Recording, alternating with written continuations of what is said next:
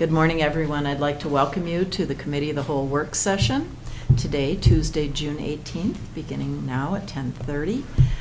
We have a number of items on our agenda. We have our minutes, and then we have a Memorandum of Agreement with the University of Minnesota Extension, Community Center Assistant Increase Proposal for our 2025 budget, Northeast Minnesota Area Transportation Partnership, and then I would like to add an item E, which is about the error discovered in statewide voter registration system. That was a press release that was came out yesterday, and Brady Powers is going to just give us some information only so that we all have that shared perspective and information.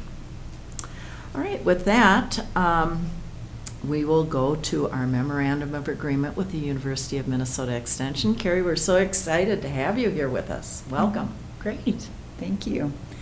It's great to be here, and I know a number of you were at the AMC meeting, District 1, where my colleague Craig and I presented on the MOA, and so I wanted to be sure, not all of you, I don't believe, were able to be there, so we'll go through kind of what was shared at that meeting, and it will be some review, so if you want me to move more quickly through the slides, I'm happy to do that, but I'll just share with you more about this agreement that we have. This is for 2025 through 2027. That's how these local educator positions are agreed upon with local counties. So let's see. I'm gonna pull up the, thank you, Jana. Excellent. And if we can go to the first slide, there would be great. Thank you. So this agreement was developed in partnership with a subcommittee of members for the AMC Extension Committee alongside our Extension Chief Financial Officer and the Director of Statewide Operations. And the subcommittee is made up of 6 county commissioners and a county administrator, along with the 2 in the leadership position that I aforementioned. And these, the history with these agreements has been for quite some time. Although in Cook County, I think we reestablished the agreement in 2021, these agreements with counties throughout the state have been in place since 2004. And that's a uniform contract between all the counties signed the same contract in the same agreement. And it is for 3 calendar years. So our current one is concluding here at the end of this year.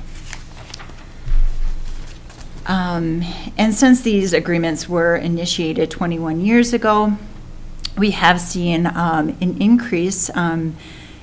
From 2018, there were 121 full-time equivalent positions, and currently we have 141 and a quarter FTEs. Extension's budget, we rely heavily on our county partners, such as you. This is about a quarter of Extension's budget. We deeply appreciate the funding and the partnership that we have here in Cook County. Through the agreement, the university also promises to invest in the local program. Resources provided by federal and state government, as well as gifts, grants, and income are used to ensure a university fulfills the commitment to the county. So in addition to the county putting in the investment for the local educator, Extension also invests with our federal and state gifts and grants to have regional and state educators also working here in Cook County and throughout the state. And then as far as what the university contributes, our portion of this agreement states that we will provide, the funds will be used to hire, pay, schedule, and evaluate employees, and then also in-service training and opportunities for professional development, mileage, and in the employee's field of expertise.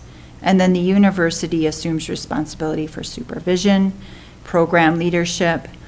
Also, when our educators are out on leave, we will, when we are able to provide support for that position for continuity when the person is out on leave. And then also assume responsibility providing oversight for risk management, contract management, those sorts of things. And then as far as what the county contributes with regard to this agreement that we're asking for you to consider signing is providing office space, office storage, furnishings, supplies, computer, phones, those kinds of things, as you have in the past. So what's new in this agreement? I should have mentioned every 3 years the agreement is reviewed and kind of adjustments are made with respect to that subcommittee that reviews it. And so what's changed, it should say, with this agreement, there were two pieces that they really wanted to focus in on. And one of those was retention of talent and making sure that benefits and salary, no different than what counties have been experiencing, is really important to also retain talent. Is there have been a lot of changes since the last time we signed this agreement with our counties back in 2021.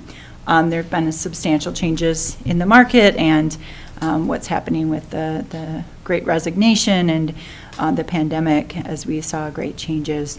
And so no different, we saw those as well. So that was one of the key focuses of the subcommittee is really looking at what is that package for educators. And then also in Exhibit B, you will find in your handout the deliverables were really important for this subcommittee that was reviewing, like, what are the goals established for the work that's to be done in our particular county using county resources and levy supported dollars. So what are those, what are we getting essentially for our money? What are those goals, and how are we going to continually talk about those and how those are being met, and where challenges are, where we need to have discussion. And so that was another big addition this year. Let's see here. Additionally, what's in the agreement this year, so you will find that the local educator price is, for the package price, I want to stress, is $100,000. And that would be for, currently Cook County has a local educator position in the MOA. We do not currently have a Master Gardener Coordinator or an administrative support position or intern, so I will not go into detail on those. But your current price for the A&R educator is $89,000. And so that will be moving to $100,000 for 2025. Again, want to stress that the package price includes fringe benefits, insurance, sick leave. Also, there are tuition benefits through the university. Not all educators select the same benefits, just like you have county employees maybe just on a single healthcare benefits. Some are choosing family, some don't, elect to have the tuition reimbursement or the tuition benefits. Some do. So each package price for local positions is different per the county, but we have one price for all of the counties that we have. And it's something that I think, there's some assurance with that, is that you know exactly what to budget for. It's not going to be changing. And also with this agreement, we are projecting out what our costs will be for 2026 and 2027. And those changes will be a 3% increase for those two in year 2 and year 3. So just so you know. Let's see here.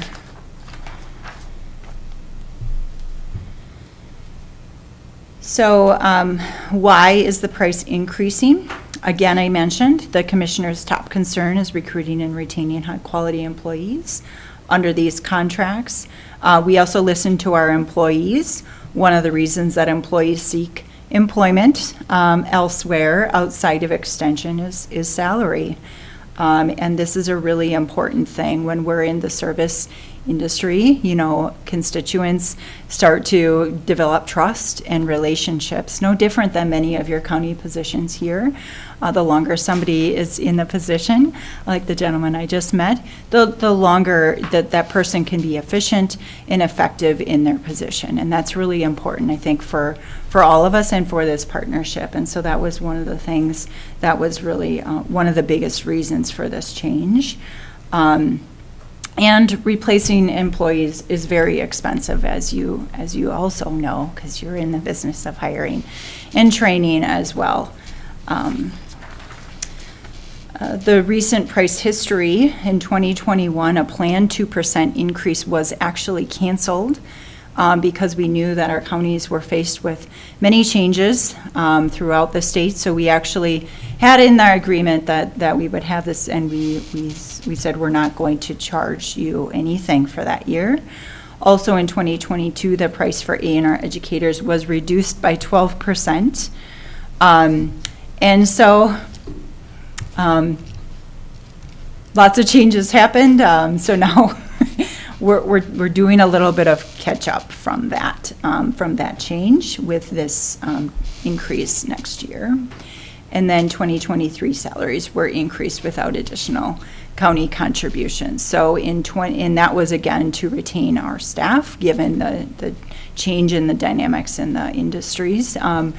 We were at a $48,000 starting salary, and in 2023 we changed to 52, and we are projecting changing that starting salary again with a market study that will be conducted in the fall of 2025, and that's one of the other reasons that we're having this increase coming, knowing that is a low given our market analysis. So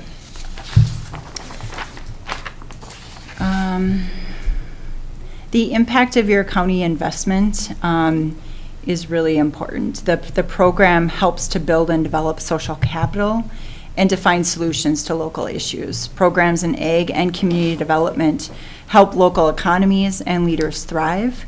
Horticulture and natural resources and other extension programs improve local quality of life.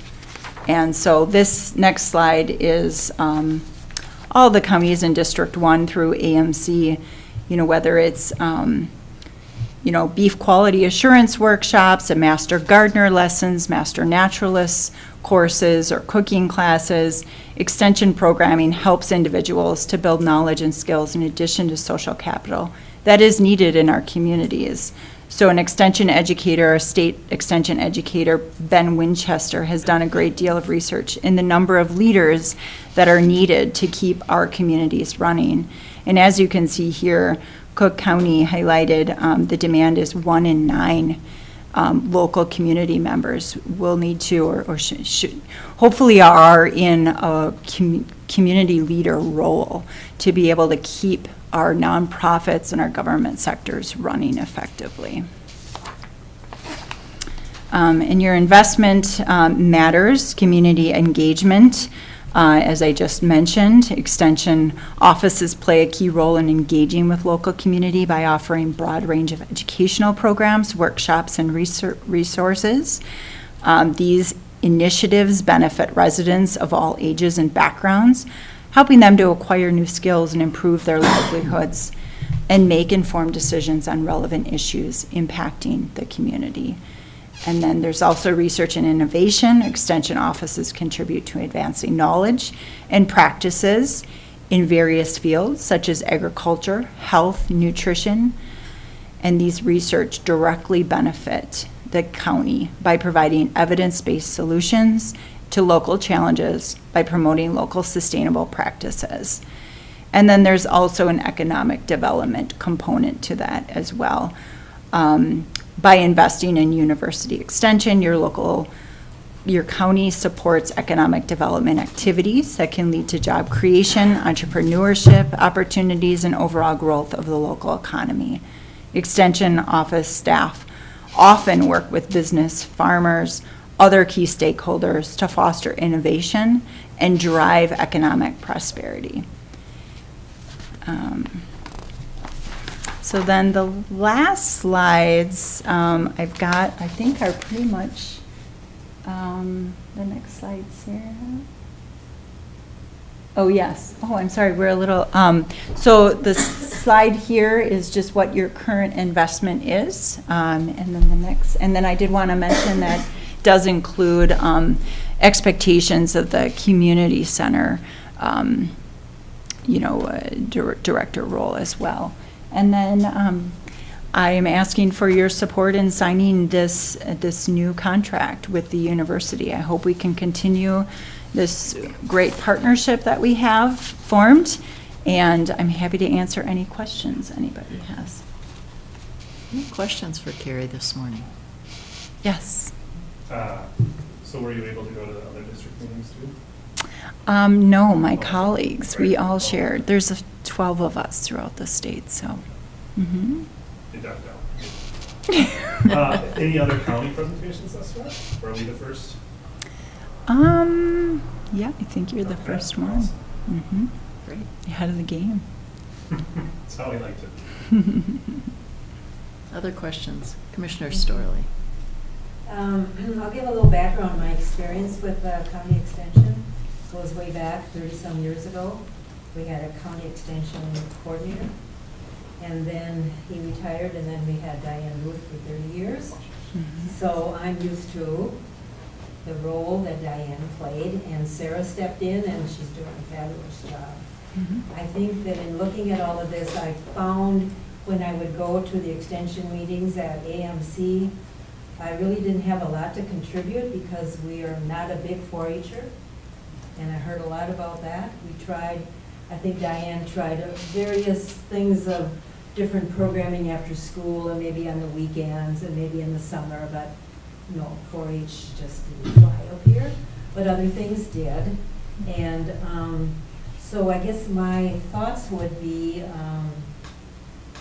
the positions that you have here, it looks like there's 2 educators. Is that what you're proposing for us? No. No? Okay. Because we just did a part-time hire.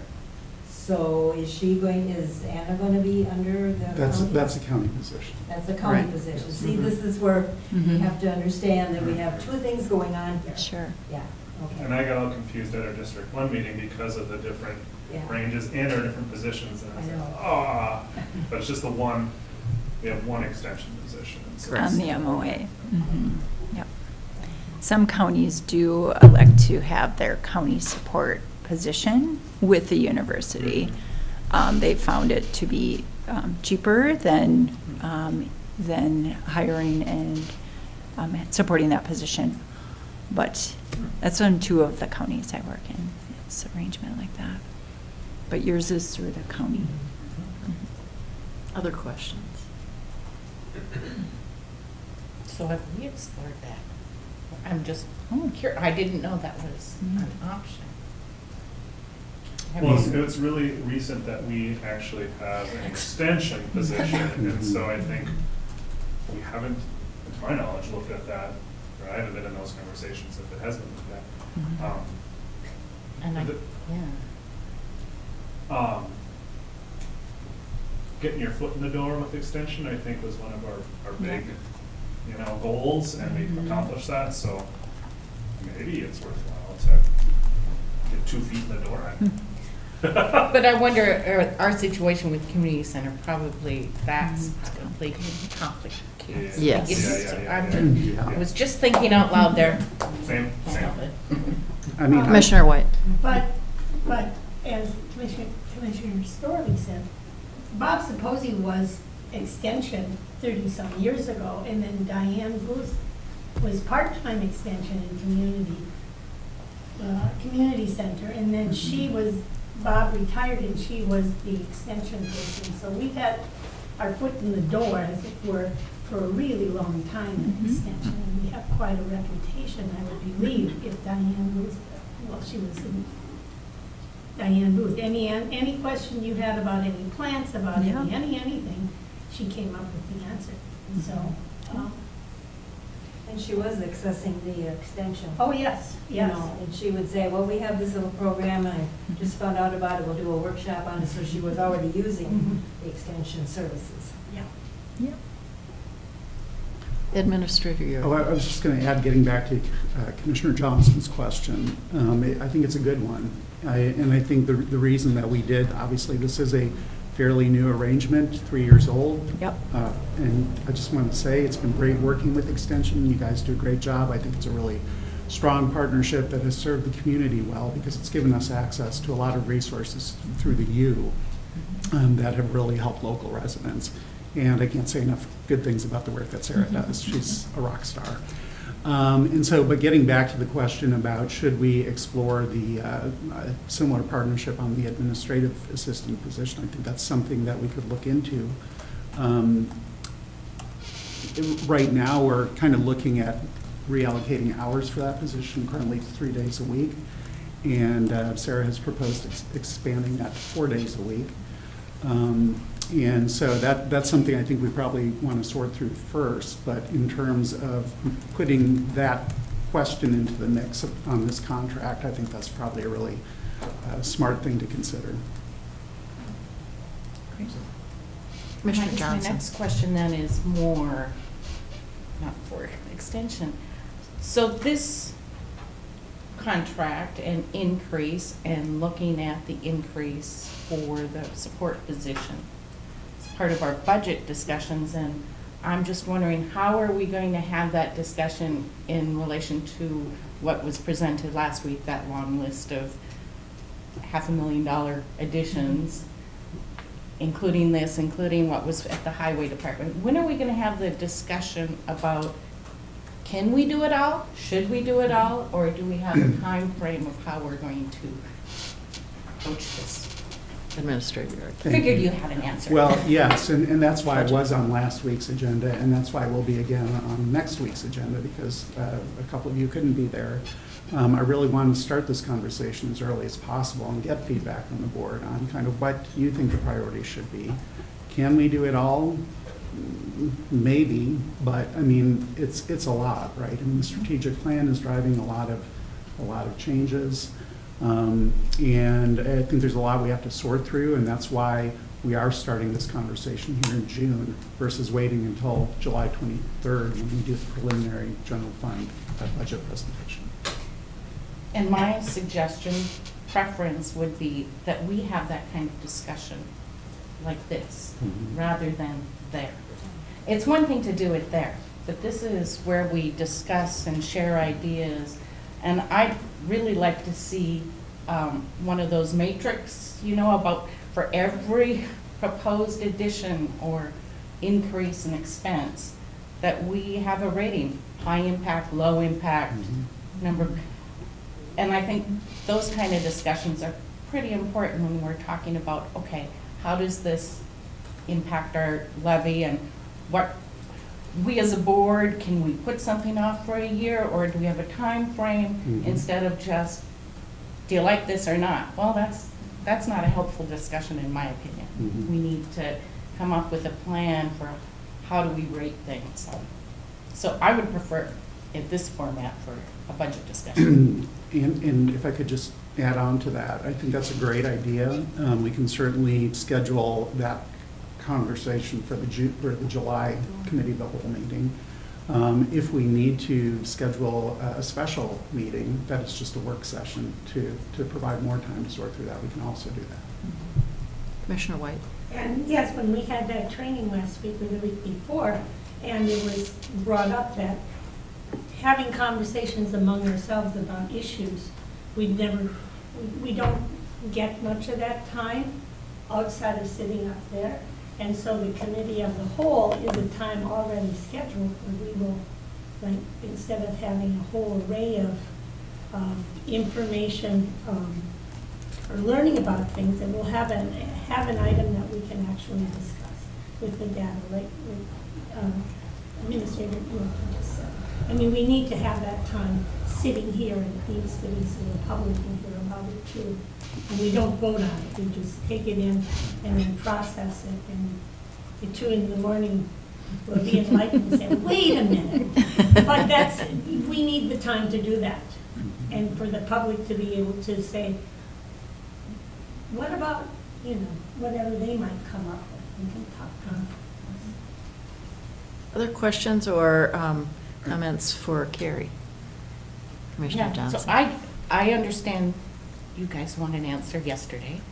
Do you have a time frame of when you hope to have answers from all the counties of, yes, we're signing on this contract again? No pressure. We are just standing ready to help provide service however we can. So typically, the budget process in most counties, I imagine here, is like you're making decisions Q4, right? Mhm. And then typically these are signed in concert with whatever the decision is, because, this is in relation to the budget, of course, for next year, so.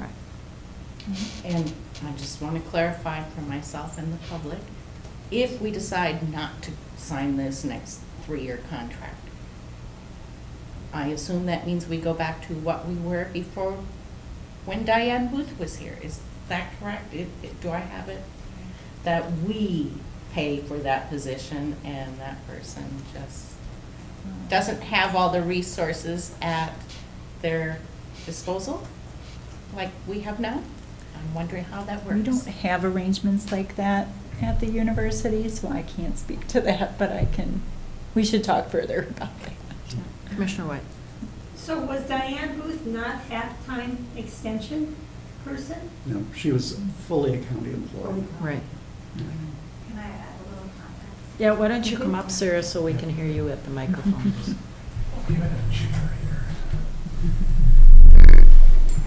Just to clarify, if that's okay. Yeah. Yeah.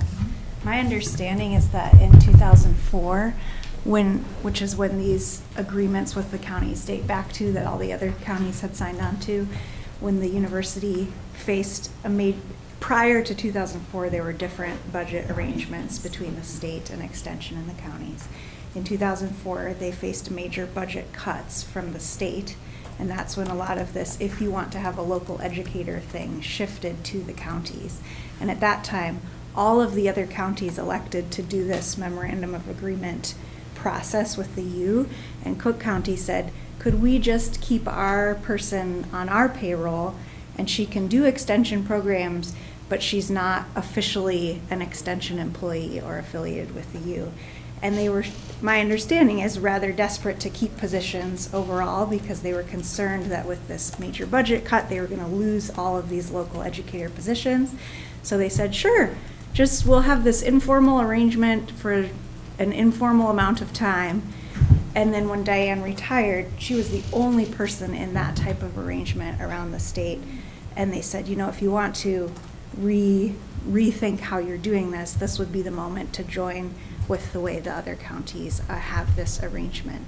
And so she was offering extension programming, and she had some ties and connections to the official statewide university extension, but in a very informal arrangement and without a lot of the structure that's available now, where, like, for example, I meet frequently with other people who have the same position as I do with extension in other counties, and we work together on programs, and we learn about what other people are doing and that sort of thing. So we've sort of joined the team, and I don't know that there's an off-ramp to that necessarily, but it could be a conversation if it needed to be. I don't know that I think it's the best way to go, but I do think we need to be transparent. Exactly. Because somebody's going to ask the question. Yeah. We've talked about it. And I think in some counties where they have multiple local educators, this may be more of a conversation of if they're going to keep that many with the higher price or lower them. Since we just have one, it's kind of all or nothing, sort of, with this conversation. Yeah. Other Does that questions? clarify? I still have a confusion. Didn't Bob Supposey, was he not defined as Minnesota Extension? And Yeah. Diane was Cook his. County. Cook County Extension. Yeah. but it was not affiliated with Minnesota Extension. Yeah. I think Bob Yeah. was. Bob was. Yeah, and long ago, the county positions were paid for by the state, and so the county wasn't having to pay for Right. those positions, so it was totally different. And long ago, every county had an agriculture agent and a home economics agent and a this person and so many changes have happened over the decades as extension has shifted and funding and what people want has shifted too. Yeah. Thanks for that history. Yeah. Helpful. Well, it took me a long time to unspool and figure out. We have some really cool old extension minutes from like the 1940s in the files at, at the office. Because Was Bob Saposi in those? Just kidding. I think I'm her Bob was. Yeah, yeah. So that's great. Any other questions or comments? Well, Carrie, thank you so much for coming. We really appreciate just being ahead of the game and giving us this opportunity to think and discuss. Yep, and if you need any other information or questions, please don't hesitate to reach out. All right, sounds good. Thanks so much. And you're welcome to stay during this next portion if you wish. The next item on our agenda is the Community Center Assistant Increase Proposal. And Sarah, we'll turn it over to you. okay, thank you. And thanks for the opportunity to come to this format of a discussion. I appreciate the time to just be able to explain some of my thinking and to hear your thoughts and questions as we consider this proposal. I don't have a presentation to share, but I can talk through some of what was in the agenda item and then just open for discussion and questions. Some context to share about this is that the Community Center Board underwent a strategic planning process in 2023 where we looked at all of the different aspects of the community center, the programs that we offer, the way we run things, the operations, and identified some goals for us over the next several years to improve and enhance the way we do things at the community center. And one of those 5 goals was to review our staffing levels and determine if they are adequate for what we're trying to do, and to also determine if we want to do more or different things with the community center, what sort of staffing would be needed to accomplish that. And so this has come out of a lot of discussions related to that goal in the strategic plan. We've had a few times to meet with the community center board member commissioner, which is Stacy, and then also with the extension commissioners. So we have 2 boards that sort of oversee the 2 departments to talk about my position and the assistant position and how it's all working. And especially as I've been here almost 3 years, and I think the whole first year honestly was just trying to understand and untangle all the different programs and things that had been offered and keep them afloat as much as possible. And then these next following couple of years, I've been able to dig in a little deeper and really understand what these different programs are and what our community impacts are able to be right now. And so we've had a lot of discussions about that and how it's working currently. It's helped me to clarify thinking by really having to write down, what are all of the different tasks and roles, because there's a lot that goes on at the community center and the extension office. And there's a lot of programs that have been in place for a long time that there's high community desire to continue, and then there's tons of opportunity for us to be pursuing various educational opportunities through extension and community service things through the community center. And this assistant position, when I first started, was at 2 days per week.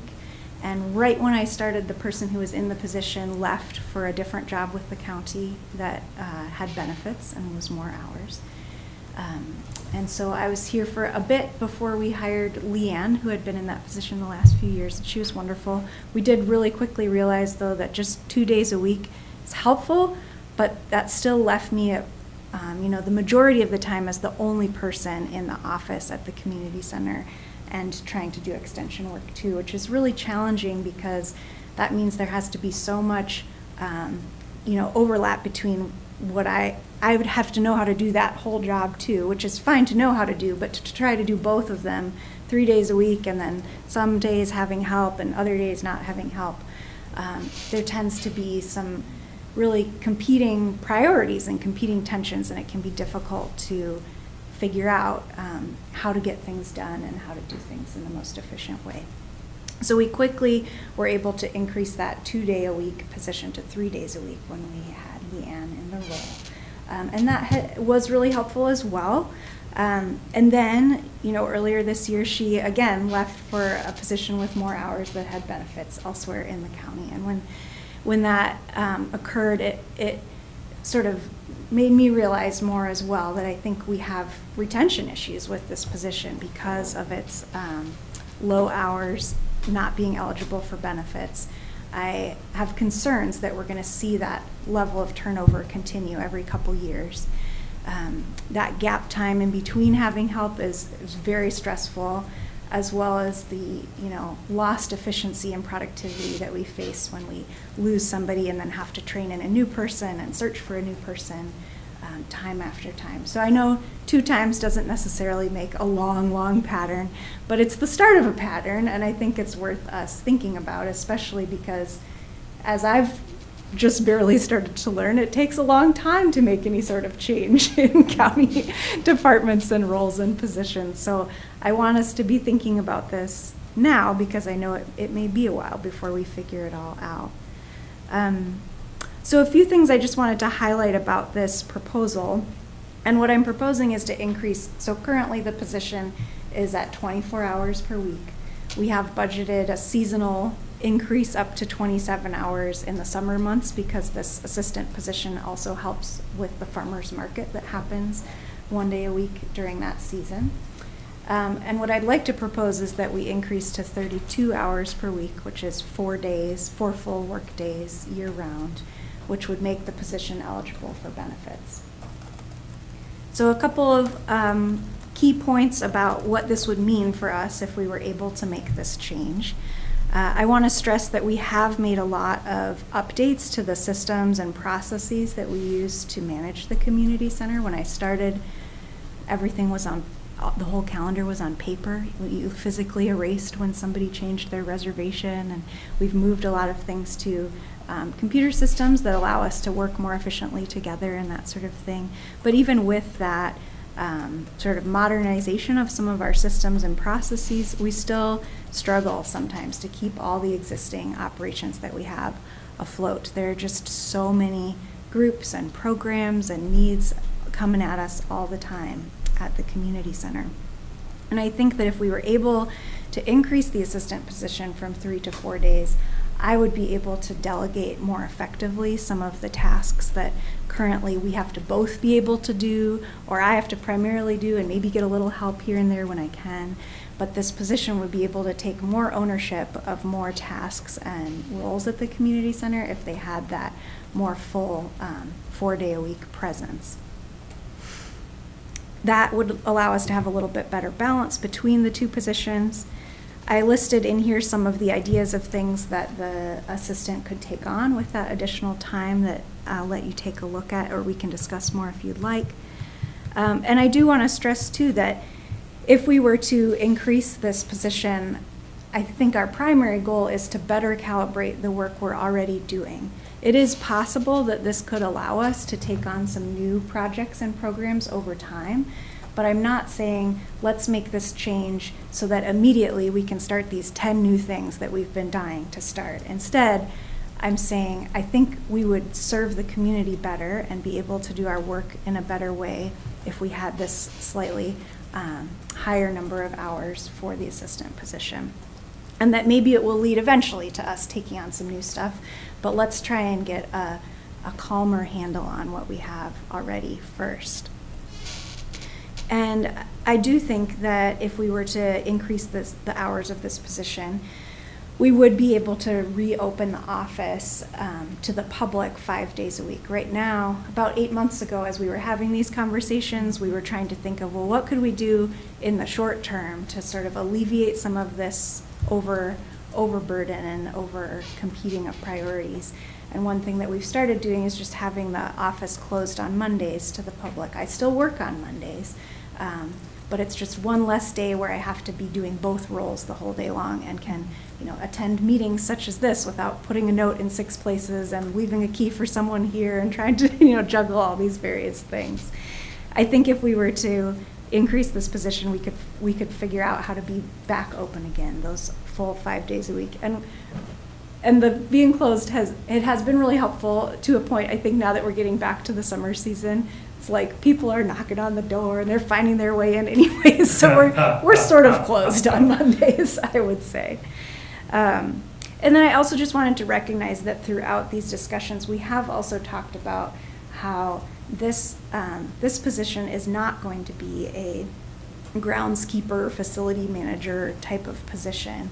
And that, I do believe, is another need for increased support at the community center. Our current relationship and arrangement with the maintenance department is great. They're great at what they do, but they are so stretched thin that their ability is mostly to answer when we say something broke. And they mow the lawn, which is great.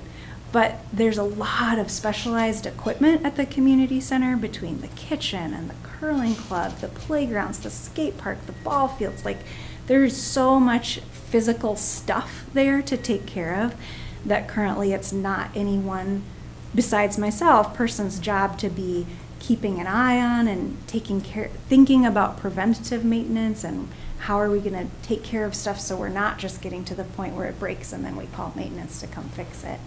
And I do think that need is there and isn't going to be met by this proposal. But I also see that there are big changes on the horizon in the maintenance department with Brian's retirement. We don't know who that person coming into that role or reconfigured role will be and how that department might change. I know there's also a proposal to increase staffing in the maintenance department, and how that might impact the community center is yet to be seen. And so I think it's important that we don't lose sight of that need as well, but that this will still be there. This other need for increased support in the office at the community center will still be there, even if we were to have miraculously tons of help keep taking care of the grounds and facilities all of the time too. So I just wanted to note that as well. So I would really welcome your thoughts and questions. I attached a few additional items for context for you, which included the position description for the assistant as it's currently written. And as was referenced, we did just rehire for this position. So Anna Klobuchar has started. This is her 4th day. I left her alone up there to come down to this meeting, but she's doing great so far. And then I also attached my position description so you can see some of the breadth and depth of what is included there.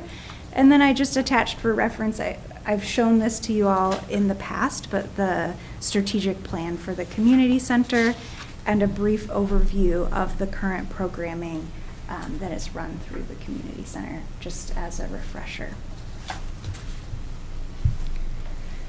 Well, I want to thank you for the good information, and one of the things I appreciate is the fact that you talked a little bit about how additional hours would impact the ability to potentially open 5 days a week. That is the biggest concern that I hear from the community, that it's not open 5 days a week. Oh, interesting. And so that's really great. Other questions or comments? Commissioner White? Well, it just, as through all those years with Diane Booth, the question was how many people is it going to take to have to replace this person? At this point, we know it's more than one. Yeah. More than 2/3. Yeah, and I know that she worked really hard and put in a lot of additional hours beyond a full-time position, and that she also left pretty burnt out and unhappy. And I'm not at that point yet, but I don't want, but I don't want to be there. I don't want to leave in 3 Diane years is because I'm so responsible burnt for out, you developing know? the exterior. She did incredible And, work, and she worked herself to the bone, and She I did think help. that's, yeah. She is. She had a passion, and it's wonderful, and it also set me up for a little bit of failure, because it's hard to come on the tails of that sort of,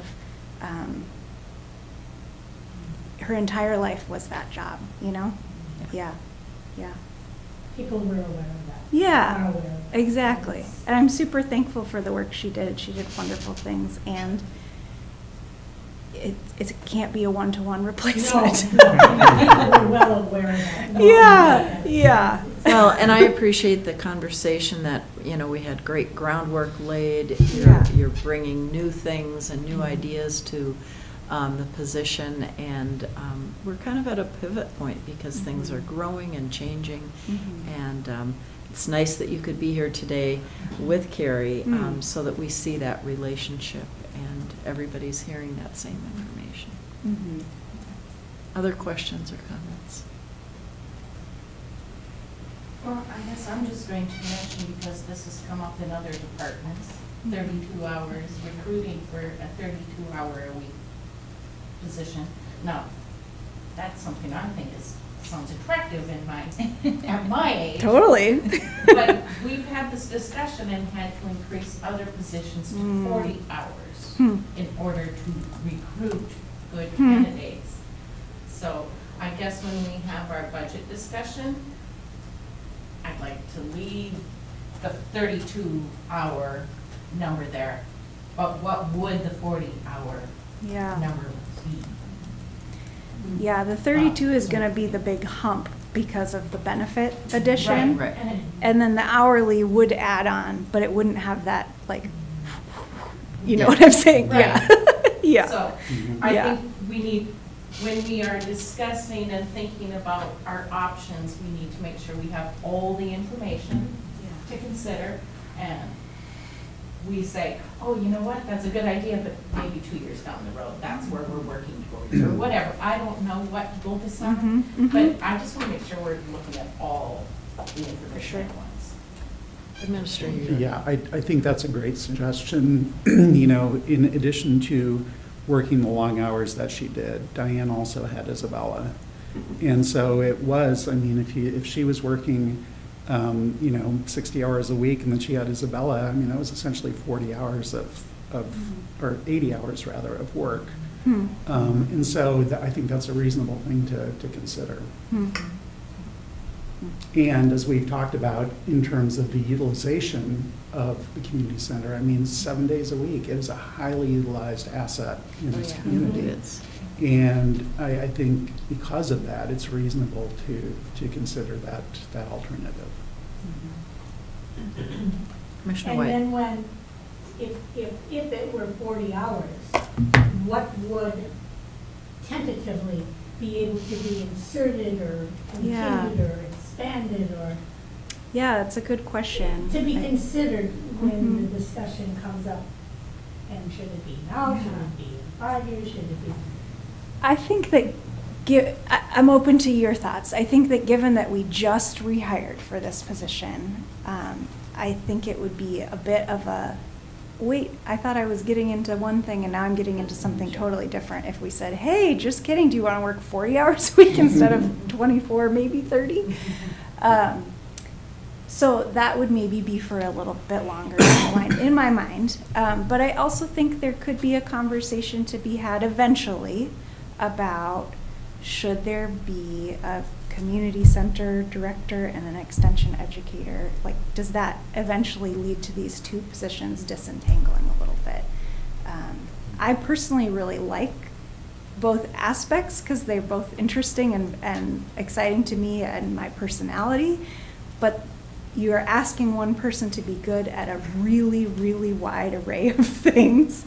And it may be down the line worth thinking about, should these two departments be together or should they be their own? I don't know of any extension educator anywhere else in the state that is managing a community center as part of their extension work. And it's an arrangement that we've managed to make work just fine, but it's not necessarily the long-term best arrangement. Yeah. Yeah, I think one of the reasons we've done it is because there is so much overlap from what our community wants from a community center as well as what is potential with extension. Not that it covers, not that it's just like.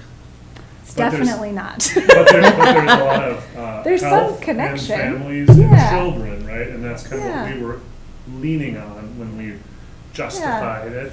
And as we look at the current staff in the office space with our SHIP coordinator, Christina Mattson, and as we look through the rest of our capital improvement plan, I do see other areas Sure. that also overlap with Sure. both community center and extension. So I think Mhm. there's room to start doing some shuffling as we Totally. go along here. So I Some really appreciate. careful, slow shuffling. Yeah. Yeah, We don't want totally. to just throw it all up and see how it falls. No, we want to Yeah. lubricate and Yeah. and gently nudge maybe. Yeah. But I'm just so grateful for the work that you've done, your ability to come into this role, knowing the history and those kind of community expectations, to be able to assess that, to work through it all, to sift, and then to be able to formulate with, of course, two boards, just a path forward. I think is just so impressive and so valuable. Just can't think of, and then also the forward-thinking aspect of where things might be going, or where we might want them to go, or we might not want them to go. It's remarkable, and Thanks, I thank appreciate it. you. Commissioner Storley. So, thinking about discussing this topic again, whenever you decide that you're going to have this at the committee of the whole, let the rest of us know, and we can submit questions ahead of time, so that we can have, some kind of groundwork of concerns that we have, or comments or whatever. Does that work? I think that's a great suggestion, and I think as we schedule, whether it's a single, and I really do think we should probably think about a special meeting, so we have at least a couple of opportunities to have a less formal discussion about the 25 budget. I think it would be great to get feedback from all of you on kind of like how you mentioned that having a matrix, a prioritization matrix. How do you want to see the information presented in a way that will help you kind of digest it and come to a conclusion about what the best path forward is? The more guidance I can get from the board, the more able I'll be to give you the information that you need. Other questions or comments? Well, thank you, Sarah and Carrie. We appreciate you coming today, and all the ideas. You've stimulated a lot of thought and discussion, and there will be much more coming. Thank you. Absolutely, and feel free to just reach out anytime if you have questions about what's going on at Extension or the Community Center. Always happy to just chat, so. All right, great. Thank you. Oh, sorry, Madam Chair. One of the things that I failed to thank Carrie for her board. She was a very large part of the search committee and interview process for Sarah, and has been just a great advocate and supportive resource since. Appreciate your input, too. Thank you. Both of you have a great day. You too. Thank you. Thank you. And now we are ready for our Northeast Minnesota Area Transportation Partnership update. And we have our highway administrator. Engineer. I like highway administrator. Or highway engineer, thank you. Both of them, actually. I mean, both have them. We're doing job reviews, right? Thank you for coming this morning. Thank you. Nice to have you all. I will let you guys introduce yourselves because I'll do a bad job. And then you want to put the It's a lot of microphone between you? acronyms. It's a lot of. I'm Brian Anderson. I work for the Minnesota Department of Transportation. We serve the District 1 area of the Northeast 8 counties in Minnesota. So I'm Beverly Sloat-Oliver, Principal Planner with the Arrowhead Regional Development Commission in Duluth. Yeah, and we're here today just to talk a little bit about transportation, so thanks for having us. We do have a 2-minute video. I don't know if that made it. Let me, Just kind of, it gives, give me a minute. All to right. get it up. Sure. Lights. Sometimes videos take just a little bit of time. okay, Yes, just, I've got it. perfect. I'll let you pull it up then.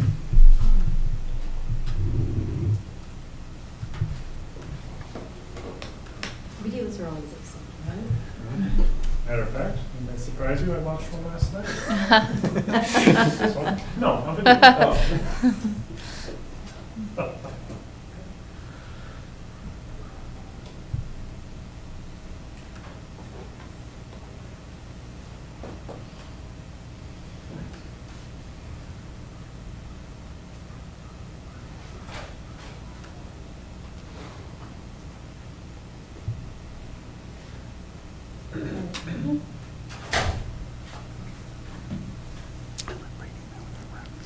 Is there sound for you? It's just some music, so it's.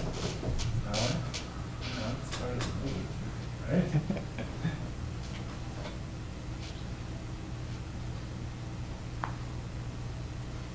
Without music, how do we know what the mood's going to be? Yeah. Should we It's be kinda like- frightened or Terrifying. scary? Imagine the violins from Psycho.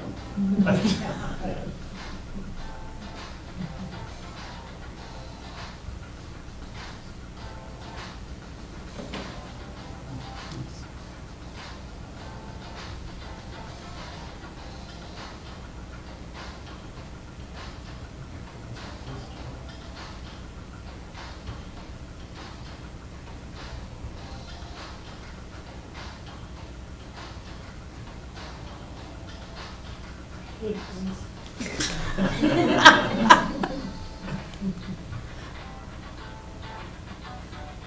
I hate that. So it is a horror movie.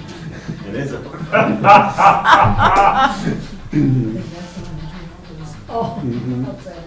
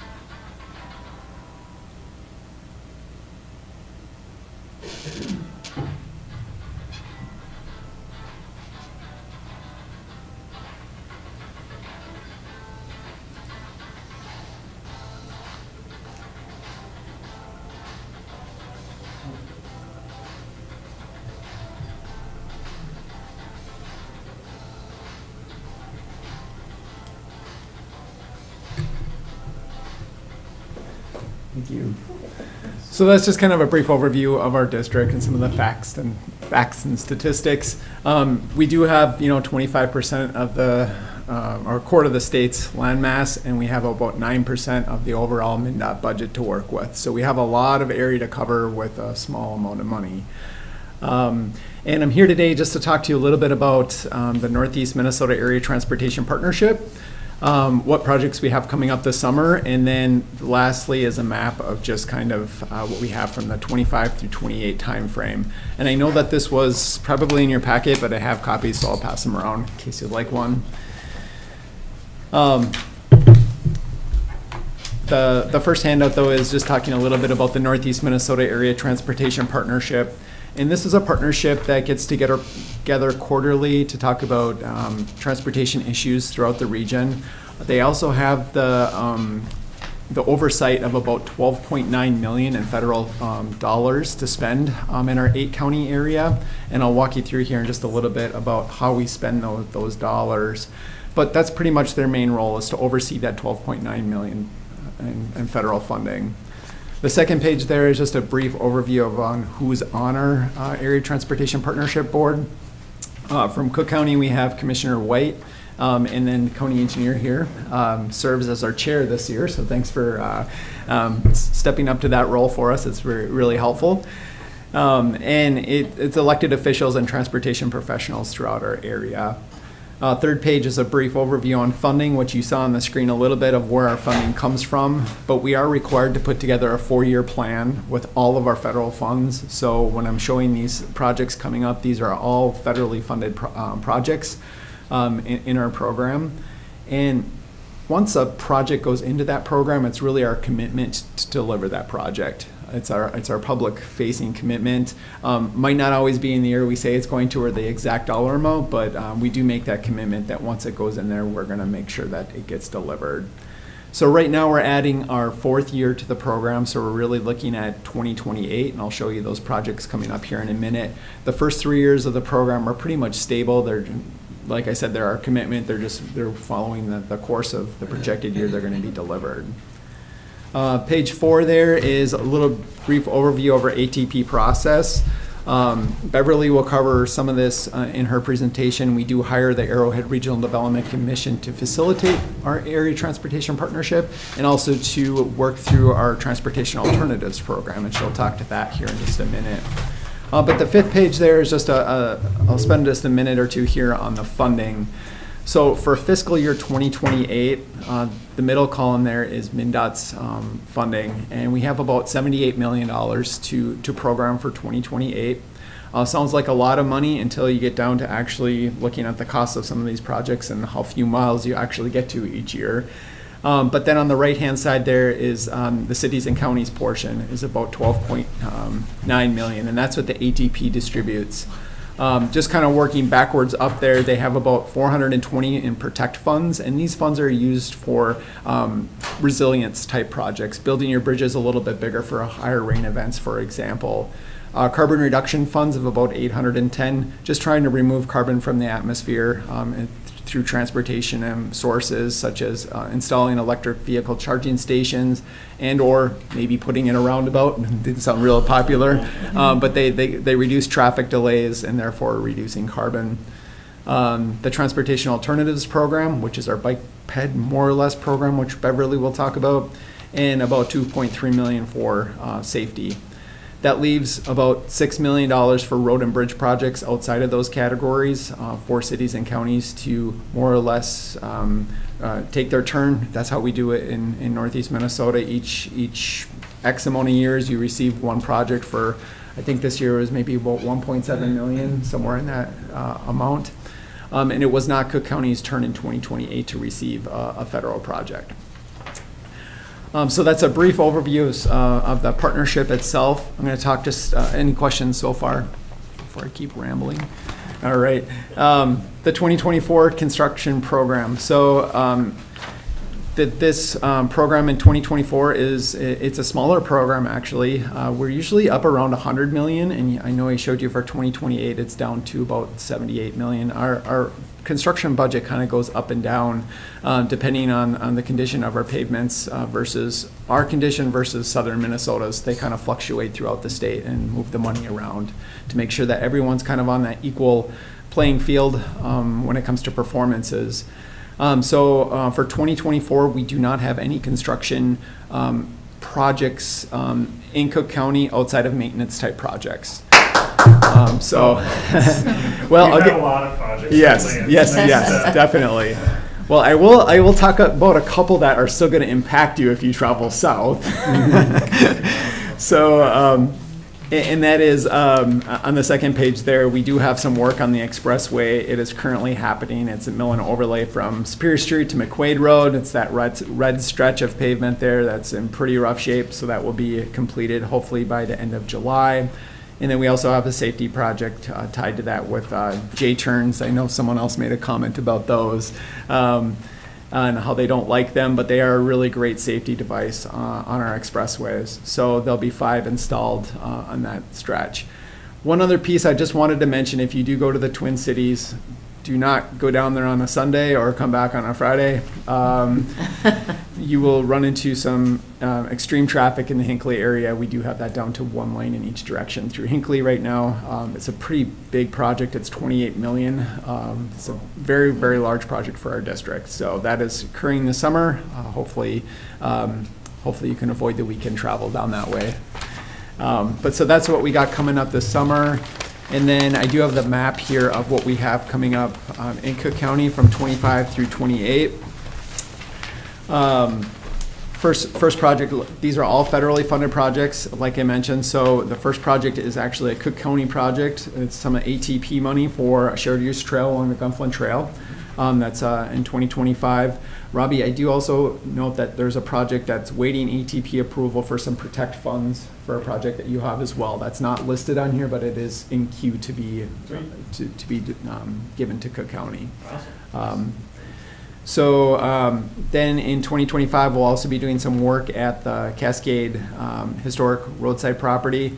There's some failing retaining walls associated with that. We do have $1 million earmarked for that project. Not sure how far that $1 million will go, but I know that we would like to address the parking, the crosswalk situation. There's a lot of things that we'd like to address to see how much we can get to. We're scoping that out right now.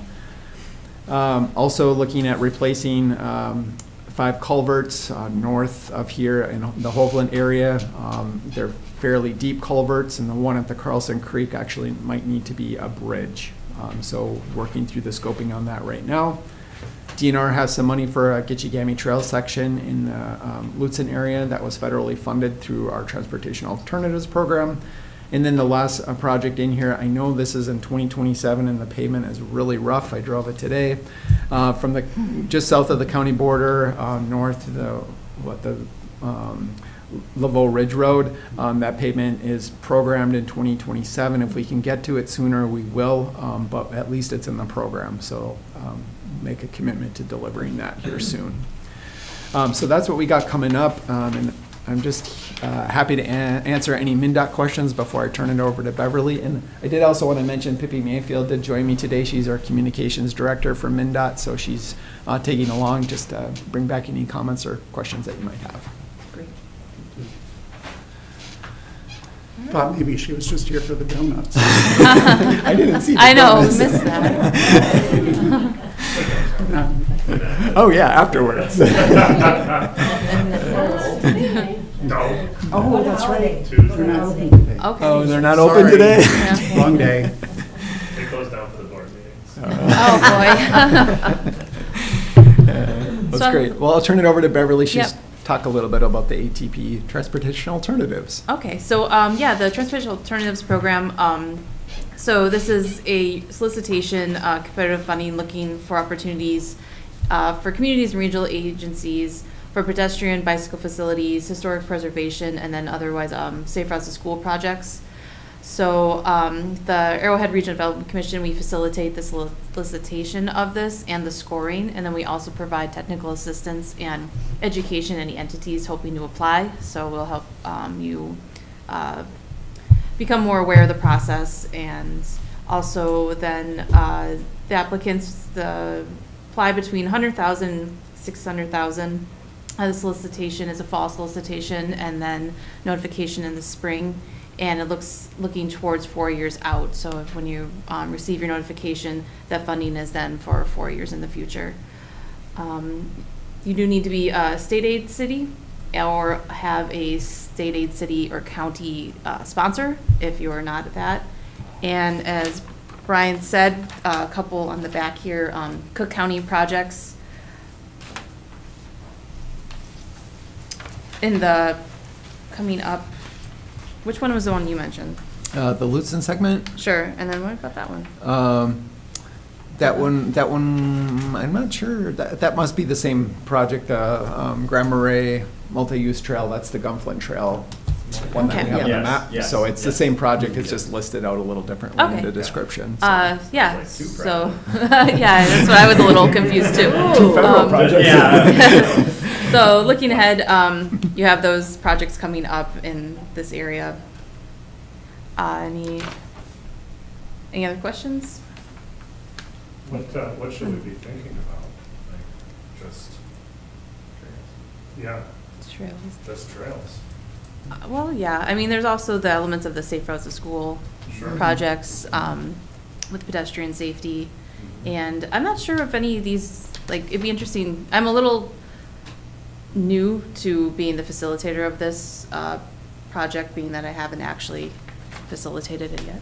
Yeah. But I would be interested to see what a historic preservation project might look Yeah, like. so for example, like a scenic byways project, restoring a wayside rest area, we could definitely use the TA funds for those type of projects. The problem with that is that those are usually owned by either MnDOT or the DNR or others. Sure. So we really like to try to get the TA funds out to our local partners for trail projects and or other projects, so. Well, and then your question too is like part of the education, if there's something, an idea, to run it by us, and we'll let you know, if it fits the criteria for application.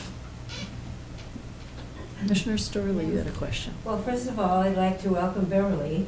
I thought you were with Carrie, and then I realized, no, she gave a presentation. You gave a presentation. Yeah. ARDC. Mhm. Yeah, okay.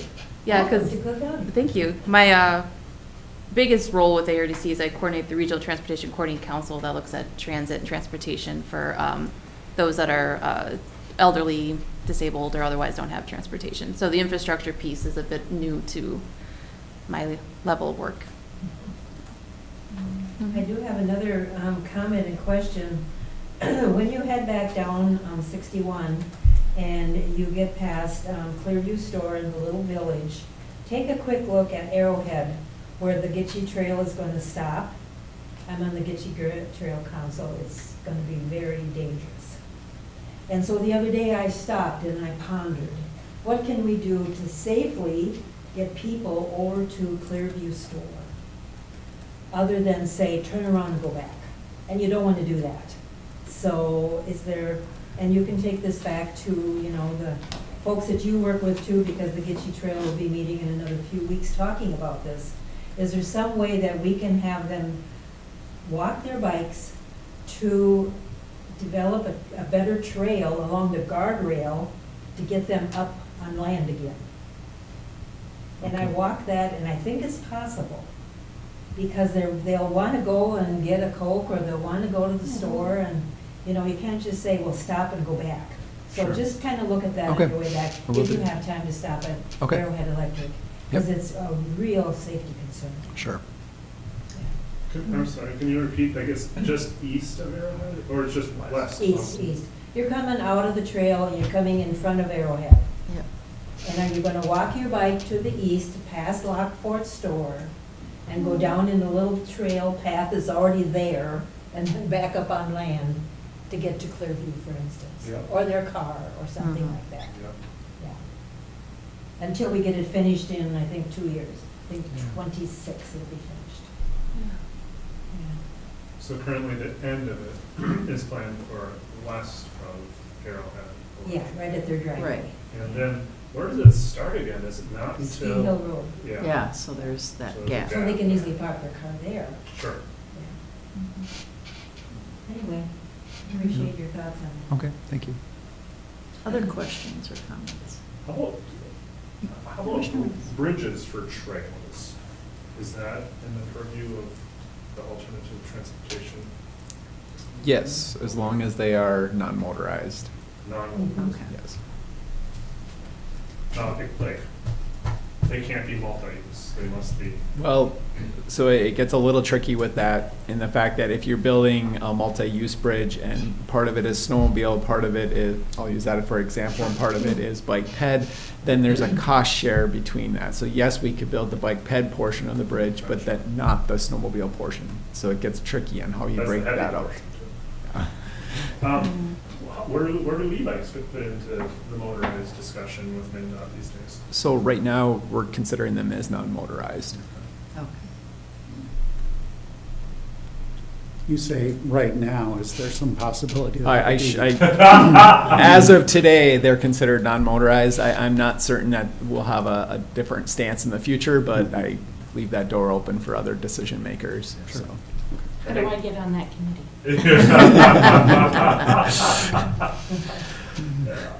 Well, other states have classified them, there's different classifications in Yeah. other states, so it might just be a matter of time,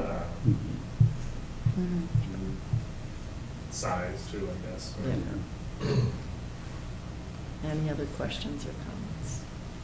Well, the reason I was asking about the bridges with trails is because in the Parks and Trails Commission, there's often talk about Sawtooth Bluffs, and that's kind of the hub or cornerstone of our county-wide Parks and Trails plan. And there is a new housing development that's going to be going on right on the inside curve of the Gunflint Trail. It's all clear. I don't know if you guys have seen it, the ground's broken. It's just such a wonderful opportunity for access for our community members, I think, to be able to get across the road. And so it's been joked before about tunneling under the road.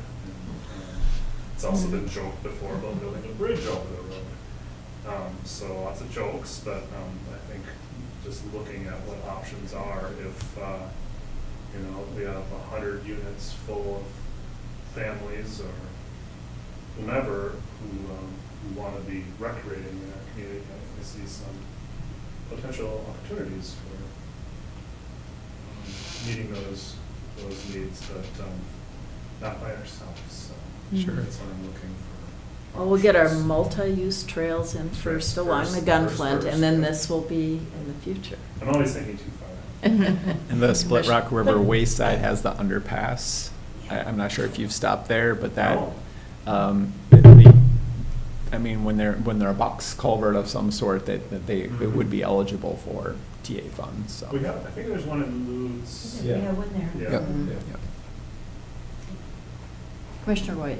If we were, that's a really dangerous curve where all these buildings going on, coming down Gunflint. And so if, after a number of accidents, we decide we're going to have to do something about this for pedestrians, I'm talking pedestrians, does that need to be taken into consideration, like for an underpass or an overpass, before construction starts on the buildings? Oh, well, remember when we went through that whole process of I stared at it for a long time, then we had another consultant stare at it for a long time, then we had a third-party consultant stare at it for a long time. And the consensus was, as with a lot of things kind of up here, is it's Cook County busy, it's not actually busy. And so that's the hard part, is a lot of standards that we stare at with anything, talk signs, roads, bridges, pick a thing. The lower threshold is sometimes our maximum. And so that's the hard part with that conversation, is there's like, yes, right, you have 100 units going in, and how many people is that? And I'd have to go back and look at the safety report that was put together for us, but it was a very small impact on an already, yes, a busier intersection, I think one of the 3 busiest intersections in our county. But the accident reports on it are non-existent over the last 10 years. I think it's not even 1 crash per million vehicles or whatever the metric is. Because we don't have 100 units for people to live. Well, no, I know, and so that was the conversation we had, is do we do something proactive at a maybe?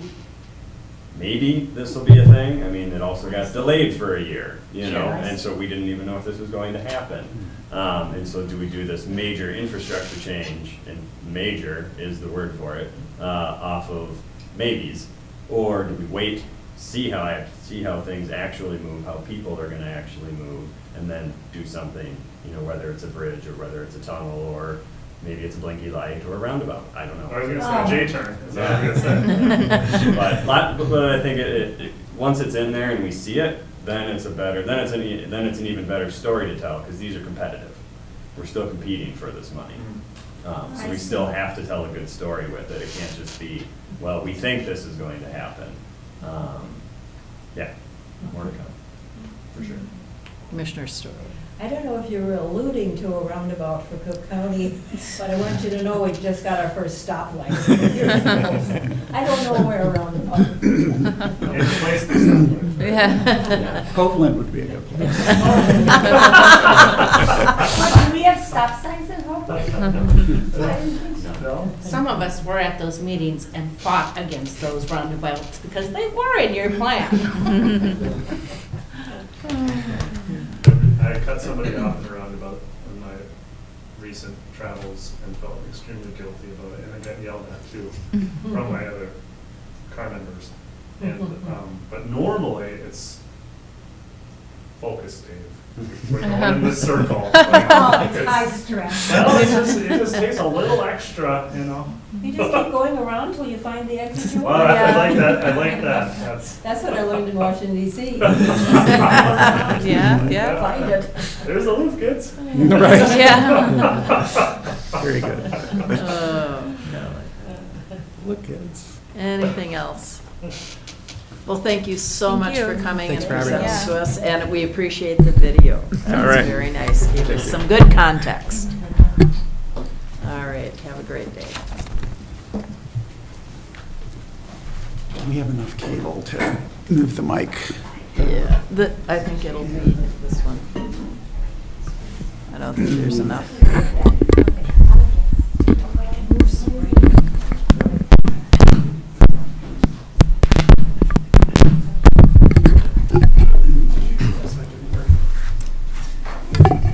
I don't know if it feels awkward. You could put it up a little. There you It doesn't go. look awkward. Oh, Just- okay. All right. Well, our next agenda item, which we added, is about the error discovered in statewide voter registration system.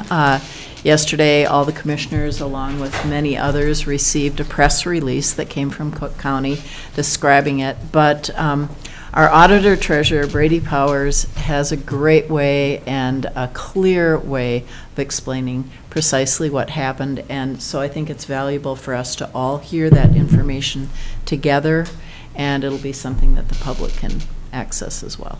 Yeah. Thank you for being here. And before you begin, excuse me, the public needs to pay attention right now. You've zoned out for the rest of it. This part of the conversation is really important to understand. So now the drum yeah. roll to our auditor. So, yeah, so stop, ask questions, any points. So, trying to remember back, I think we found out on Tuesday, got a call from someone who lives up on County Road 14, near a commissioner who's running from that area. And the resident said, I'm not sure, I didn't get the call, Courtney did. I'm not sure, would you guys check on this? I live right next door to someone who filed for this district, but I don't think I live in that district, and I don't think she does either. Can you guys check on that? So Courtney quickly checked our statewide voter registration system. That checked out fine. And she looked at the map and went, oh my God, the map is different from our statewide voter registration system. So indeed, that person had filed in the district. It was incorrect. So we quickly she brought it into me. I was in a meeting or something. And she brought it into me after that. And we both looked at it, confirmed it, and we said, well, we've got to get Kyle involved, number one, to determine, And you know, Kyle what kind, is- Kyle is our GIS expert in the IT office, and he helped us during redistricting, because this all happened during redistricting from the census in 2020, and we redistricted in 2022. We changed a lot of the lines in this area. And why did you change the lines? Because redistricting requires that if commissioner districts in a new census, every 10 years we have a census, if they are off more than 10% of the average, you have to get equality between them. You can be within 10% of the average. So the new census was 5,600 people, divide that by 5 districts, meant 1,120 is the average. You had to be within 10% of that. So take 120 from, take 112, higher than 1,120, 112 less than that. And we had 2 commissioner districts, one was too big, the other was too small. Now you have to change the lines to get those as equal as you can. And those numbers are the population, the people that live. Yes, those are the full-time population that census, all the census takers determine are the full-time population. And we had a big change from the previous census, so there was a lot of movement. I think we added 424 people in the last 10 years. The previous census, we only added 8. So it tells you the change going on in those last 10 years. So we had to go through the process. And we had a team, we had 2 commissioners, Yep. Stacy, David, and myself, and then Kyle, the GIS, who was doing all the mapping, showing us what we could move. And the tricky part with redistricting, particularly for us, is that the precincts, there's precincts that make up your commissioner districts, because we have 14 precincts and 5 commissioner districts. Those precincts have to be made up of the federal blocks. They're called census blocks. So that's where they count people, and you'll see on a map, if we had a map here, these are all shapes and they're all over the place, especially here because we have so much unorganized territory. Census blocks are organized they're within the bounds of organized towns and cities. They are built on those census blocks. There's not a problem in organized areas. Some parts of the state, that's all they are. Everything is a town or a city and what have you.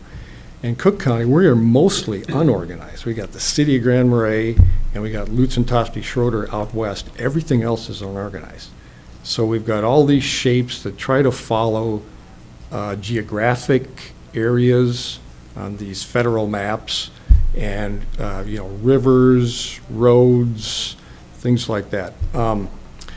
But they come, I don't know the ins and outs of those. I don't know that anybody does unless you had federal GIS people here.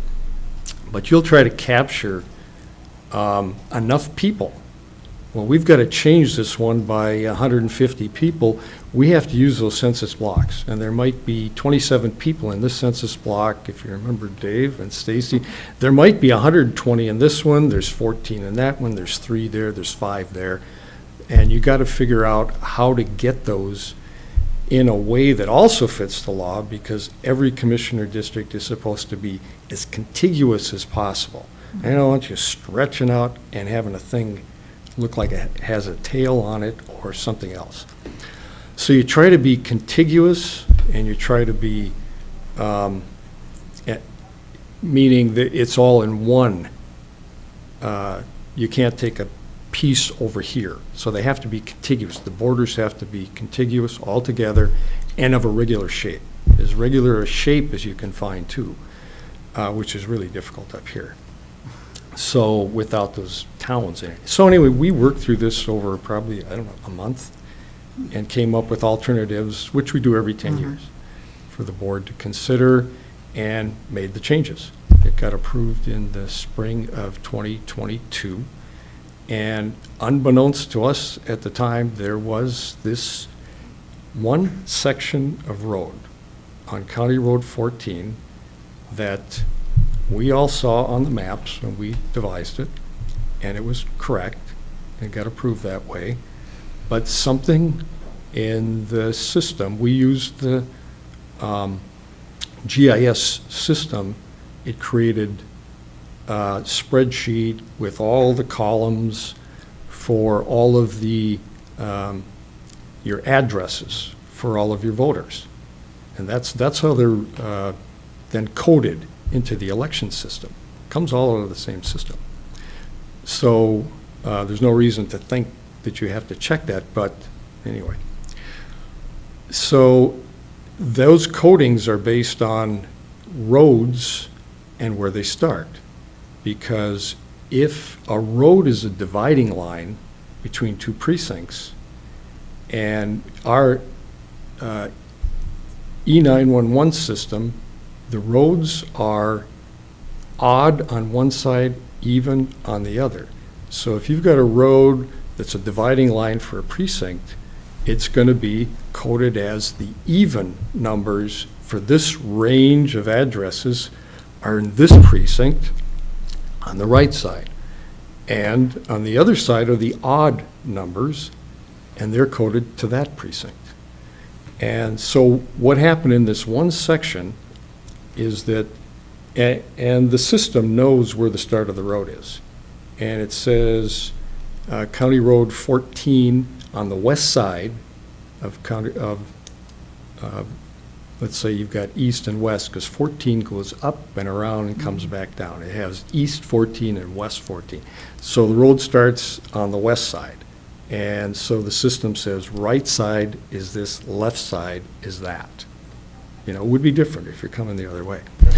So no problem, yeah, so no problem as you're going up 14, because everything, both sides of that road are the same precinct until you get to Trout Lake Road. At Trout Lake Road, it divides, if we had the big map here, but we didn't have time to prepare it today, maybe at another meeting.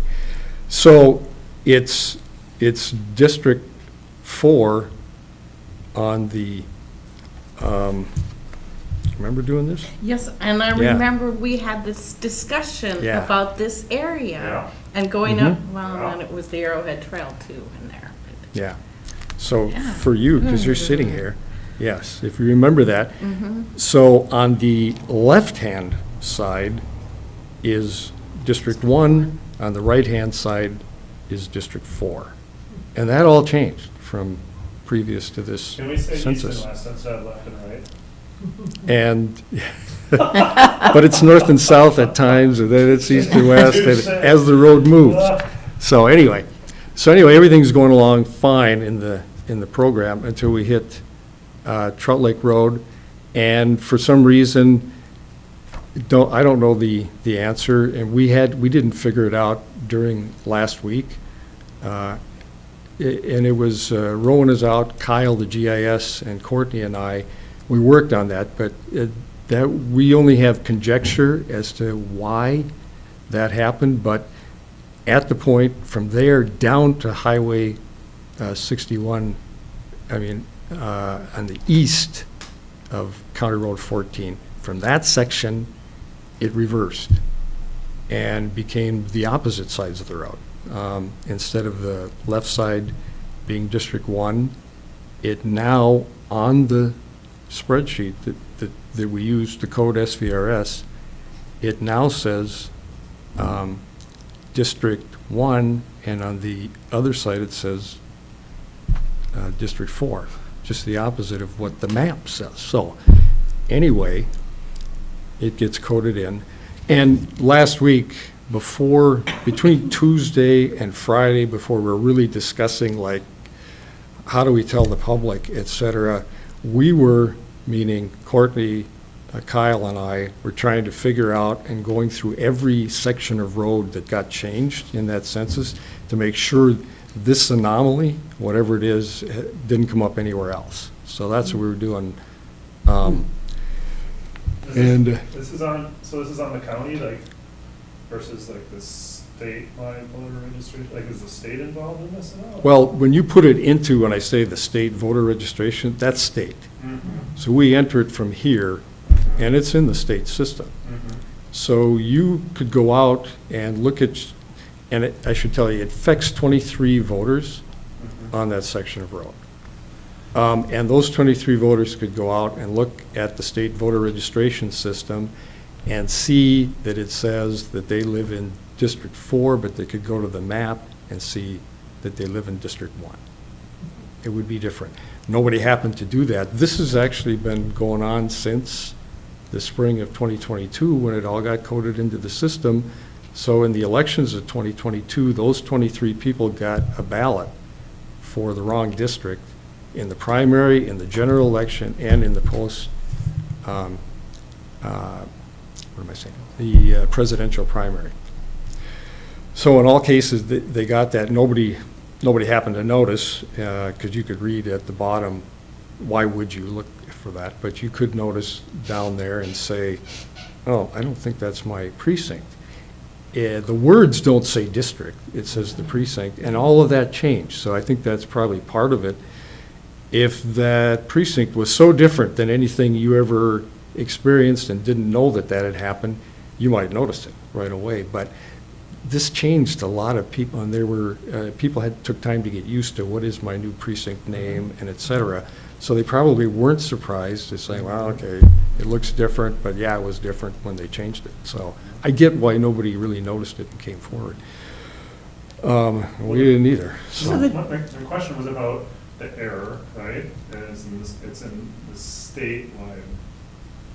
it's fixed now, by the way. Okay. So we're working For on. us, right? Or Yeah, everything. so here's kind of the rest of the story on that. So we're working on this on Tuesday, and as soon as we kind of got our arms around what's going on, I went, of course, to the Secretary of State's office, and and then they quickly gave us some heads up on things that we had to be aware of and what to do. I'll get into more of that on the Commissioner District, but then at the same time, Courtney went to other people that she deals with the statewide voter system directly, and on when should we change this, how should we change this, is there a process, do we have to have approvals and whatever, and they quickly understood the issue, and they just moved her through doing that because that needed to be corrected. And then we quickly came up with a letter, and we've since sent the letter to those 23 people. It doesn't go into all this detail, but it says, and now it says you're in this precinct, so they know going forward. And hopefully they're listening to this if they're interested. So the other side of it, the other staff that were dealing with this, let's say on more the legal side, and because I pointed out to them, it's not just voters in the wrong precinct, but we have a commissioner who filed for election from a district that they don't actually live in at the moment. So A resident who filed to run for commissioner. right, a resident who filed to run for commissioner from District 4 who doesn't actually live in District 4, technically lives in District 1. And they pointed us to a statute that I was vaguely aware of, but it was good to get the specific. I'd already poked around on that, but it was like, okay, they confirmed that. So first thing to note is that commissioner who filed there is, there's nothing wrong with filing there if you intend to live in that district. Anybody can file to live in a district they don't currently live in Cook County, as long as they intend to move to that district, and they do within 30 days of the election, of the general election. So you could literally say, okay, mistake, okay, I'm going for it, I'm gonna move, and I'm gonna live in that district. So that's a possibility. And they made that, that's, and you have to be, they cautioned us on doing something to change something about that commissioner's filing. Do not do that unilaterally, we wouldn't have anyway, but it was really good to hear that. And in this statute, it says, how can you change that? Because if you filed somewhere that, I don't intend to move, I intend to live where I live, and geez, I shouldn't be on the ballot there, I want to withdraw. Well, the withdrawal period is over. That period happened in the first part of June. So filings ended on the 4th, withdrawal period ended on the 6th. So what do you do now? Well, in that statute, there's actually 3 options, 3 circumstances. Somebody dies, other things. So in this case, someone could be disqualified from the position because they don't actually live there. If they determine they don't want that filing, they can be disqualified. That's the technical, legal way to then take this off the ballot so that the commissioner filing doesn't appear in November. So then figured we had enough information, called that candidate in and explained all of this to her and what her options are.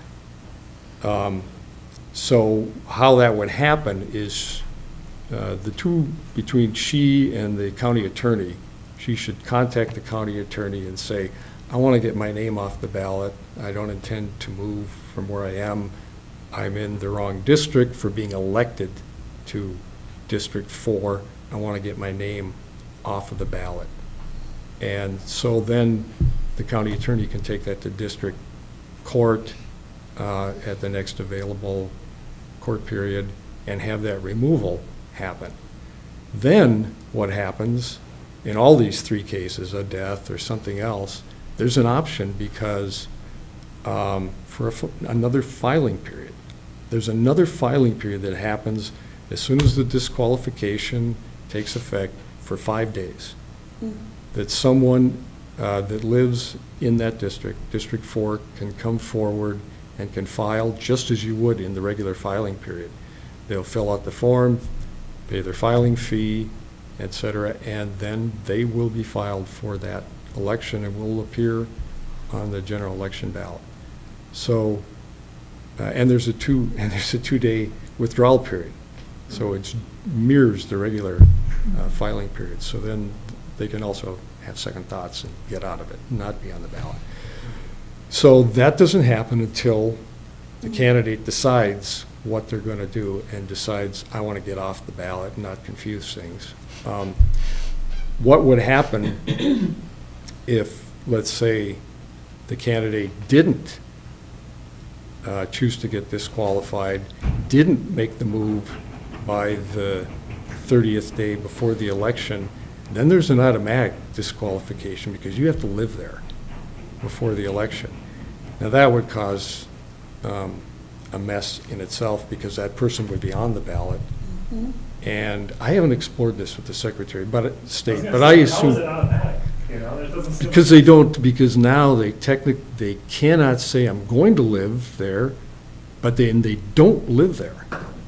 And they are on the ballot in a district in which they do not live and they do not qualify to be elected from. So, but you can't take them off, the ballots are printed, the ballots have been in everybody's hands. In mail ballot districts, or maybe it's just getting to them, but absentees have already gotten the ballots. It's too late to probably to reprint at this point. And I haven't explored this yet because I just hope this doesn't happen. But I assume you'd have a special election, and on one of the election dates, at least this is a possibility, and those would be February or April. There's special Tuesdays within those. So it could trigger that. But I haven't explored that. And that's $12,000, right, for a special election? Yeah, 15, yeah. Well, I was just wondering how it's automatic, because it seems regardless, there's got to be action taken by someone, right? It's not just going to go away, right? Like, I think the it's. The automatic disqualification just means that they are disqualified, but how does that? And you said you haven't explored that. I haven't explored it, but it means that those votes couldn't count because the person doesn't live there, so you couldn't count those. And how has that changed the impact of anybody else who would have voted? So that's where I think it would require a special election. I haven't explored it. Commissioner White. Wait a minute, so, have people already voted for this election in this county? No, they don't have ballots yet. No. Okay, then. But this is, the election right now is the primary election. None of these, there are no commissioner elections on the primary. There are no Right. soil and water because we didn't have 3 candidates.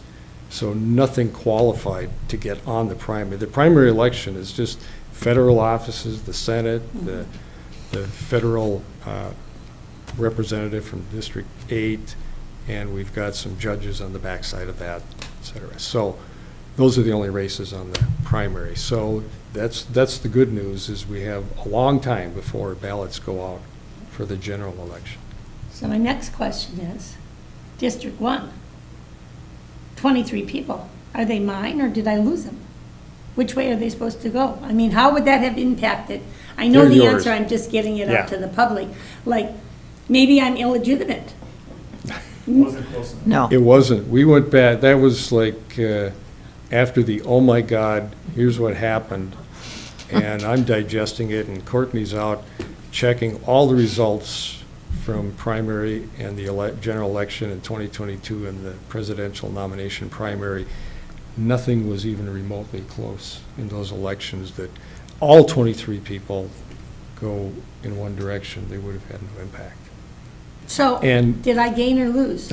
You're gaining, so, They'll feel so much better. yeah. So, Well, only because every time I come through, they go, I used to be there, but I don't know why I'm not anymore. Well, and there's not a lot, yeah, there's not a lot of precedent for this. I mean, this was real quick. They responded to me, and in the office, there were like 4 or 5 staff from the Secretary of State, and they said they remembered one instance of this. Couldn't remember where or exactly when, but they're all kind of young, so I think it's fairly recent. Well, not, hanging Chad. so they are aware of it, and that's why they jumped right on the election law and the advice. They just grabbed the advice somebody knew that they gave previously. So question I am thinking about, this is really unfortunate, but it may help us to put in place a better process for if we have to redistrict again after the next census. Yeah, And so what would we change about our process to make sure that, I think we need, before I delve into that, we need like Kyle and Rowan here, because it's really around, we could have put one thing. We could have put, we're going to go to all areas, now I wish, all areas that changed, and we're going to get out the maps, we're going to check every section of road that changed and compare SVRS to the map. It would have shown up. But we didn't do that. We just didn't, it didn't even come up as a thought on any of our parts. But there was a review process, right? There's a review process for sure, Yeah. but they weren't linking the two together because, you're looking at it. I wish Kyle was here because I don't want to misstate it, but you're looking at the maps and then click, click, and then here's the list that shows the address and the left and the right and the precincts. And in your mind, it's all the same. It's from the same system. Why would it be different? I'm looking at the map, I'm getting, you think it's all the same, but that's, and those guys are both on vacation, so I'm kind of thinking they would be looking into this. yeah. We got lots of time, of course, but, it would be interesting just to know. We have lots of suppositions as we were talking through all of it, but Kyle went past me like the second day. He was already thinking about next time. We could build a road system within there. This would be different than what we're using right now. So he was already planning ahead. Yeah. That's the way things. Commissioner Johnson. So, I get it's 23 people, but I remember us playing with those little bubbles, and 23 people made a difference on our averages, so. On the averages. Yeah, so did it affect District 1 and District 4 Oh, it's- numbers as far as moving them over here? Because I don't remember how this works. With the but we- 10%. Could you Yeah. explain the bubbles one more time? Oh, How do so- they get bubbles? bubbles, because census blocks, they come on a federal map. That's what it all is. Yep. Well, Yeah. that's, their map shows all the census blocks. And when you get down to the granular level, they don't always follow the road 100%. Or a river 100%. And you'll see in a spot, here's our map layer, here's the census, the federal census block layer. As you remember, we would highlight, and then the roads would appear, and then we'd have the roads fade back, and so forth. But then when you saw the road, enough of the road, and you saw the census block, it's like, it goes beyond the road a little bit here, and there's 0 people. It's just for some reason, it's crossing the road. That's the anomaly of mapping. And we fixed some of those ourselves, because he taught us how to do that, and we'd go, well, okay, let's go over and click, because that obviously belongs on that side of the road. It's got the orange of this precinct, but it crossed the road. We'll click, we're gonna make that fit the side of the road, because that's the way it ought to work. That's the way it says in law that it works, but sometimes it doesn't show that way. So there were those that go back and forth on, not a lot.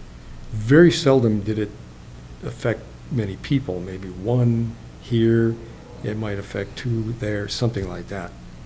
But and we thought about it when we were meeting, the three of us, that, well, is there something about, and Kyle fixed, the GIS, fixed more of those after, we didn't look at every square inch, we were looking at right here, trying to get those districts that were the trouble ones, to get them matched and all that. And he fixed others himself that he saw that fit exactly with the parameters of what we gave him. And, you know, he kind of thought, well, maybe there's something about clicking on those that changes. But we don't know, or I don't at this moment. My guess is he's thought about it, even when he's not here, so. Go ahead. The first thought I Commissioner Mills. had when I heard the news was, Steve, how did you mess this up? Me too. We looked over those maps. How did you mess it Yeah. And then it was just like, well, okay. But knowing how rare it is, and knowing now about the loop, you know, I think that's a big factor, is the loop.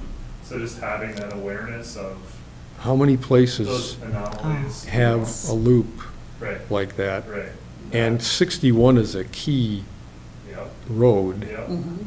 Single And, trunk, yep, and then having loops and. yeah, so I don't know, and that's part of what we don't know. We don't know if it was something we were doing and like clicking on those, or it was built in somehow that when this road with the same district on both sides, and it hit this one, and it's at some point on the road, it says, oh, this is the starting point over east now. I have no idea, but those are the kinds of thoughts we Trout have. Lake Road would be a good terminus for both of the Yeah. east and the west, but, yeah. The other thing I wanted to say just about the census blocks is they're not all, and Brady, I guess, said it, they're not all the same shape, they're not all the same size, they're not all the same weight as far as population, and we can't cut up.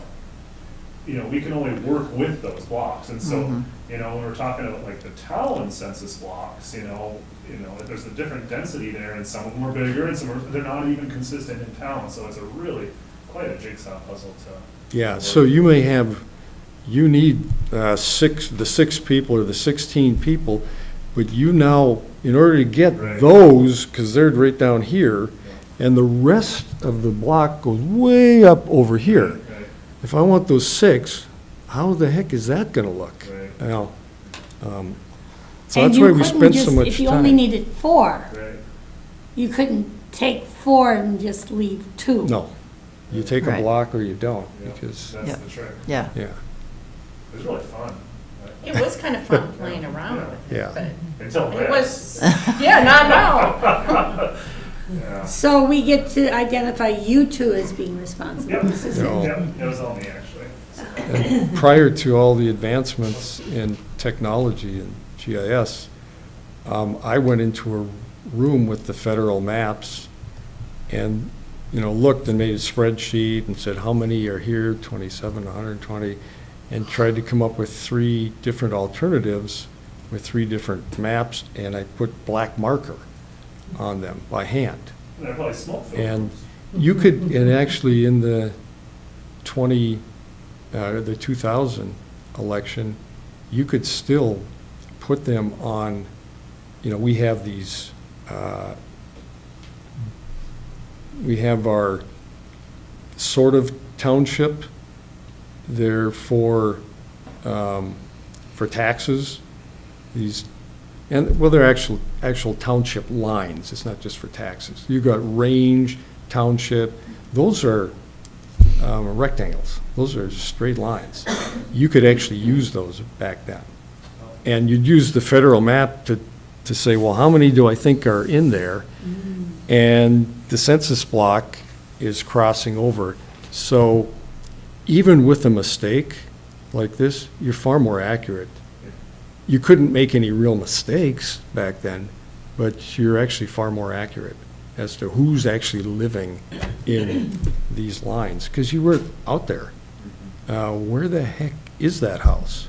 Is it across this, line or not? So. It was on the 6 o'clock news this morning. Oh. Oh, yes, I saw that. So I wonder what kind of correction they're gonna ask for, or explanation, hopefully not like this. Yeah. Well, we appreciate you taking all this time to share with us what occurred as well as the public. I think it's really important that we understand it and that for the future, we make sure that we're doing things a little differently so we can try to avoid these kinds of situations. But thank you so much. Yeah, thanks for doing this today. I think we're going to get all of the questions. We'll get a and- lot of questions, and Yeah. with tomorrow being Juneteenth Yeah. and the building being closed, I think to get this out today Yeah. is really important. Hopefully it helps. And I better understand, so if I get a phone call, I can get people farther down the road and say, call Brady on Thursday, on Friday, or, just like, but this is just a mistake. It's just a thing, and makes us special, and no one dies, and we move on. It won't happen again. There'll be something else, Yeah. but. All right. Well, thank you so much. We appreciate all that explanation you've given us this morning. It's helpful. So we have a number of minutes of our standing committees for information only, and with that, we are adjourned. Thank you all very much.